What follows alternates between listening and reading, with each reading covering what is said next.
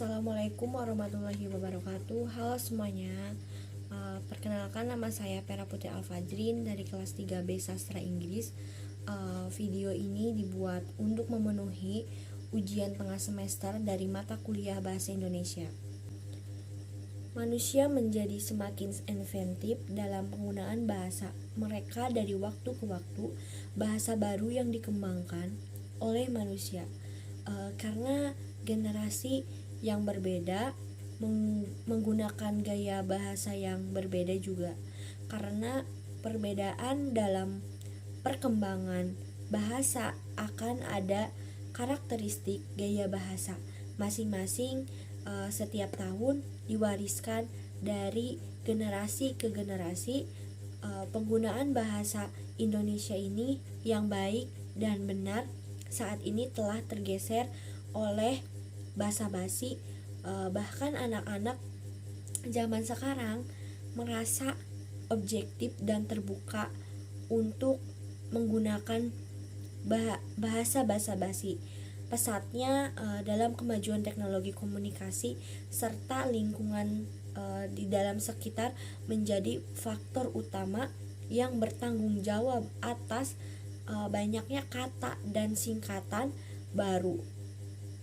Sikap kita sebagai mahasiswa, kita harus bisa berbahasa Indonesia dengan baik dan benar, menjaga jati diri keindonesiaan kita, dan bisa menjadikan bahasa Indonesia ini sebagai bahasa nasional.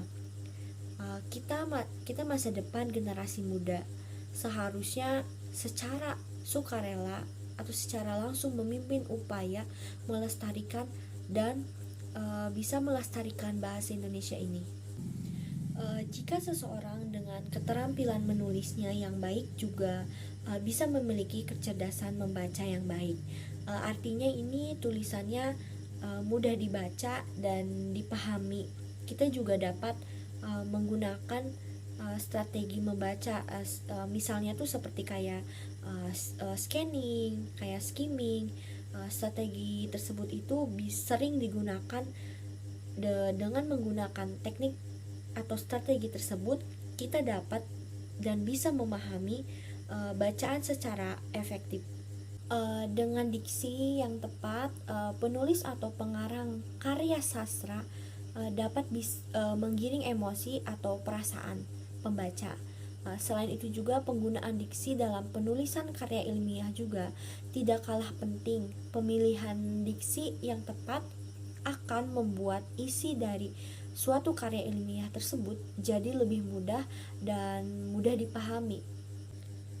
Kalimat majemuk bertingkat yang menyatakan perbandingan dihubungan dengan kata tugas, yaitu daripada, ibarat, seperti, laksana, dan bagaimana.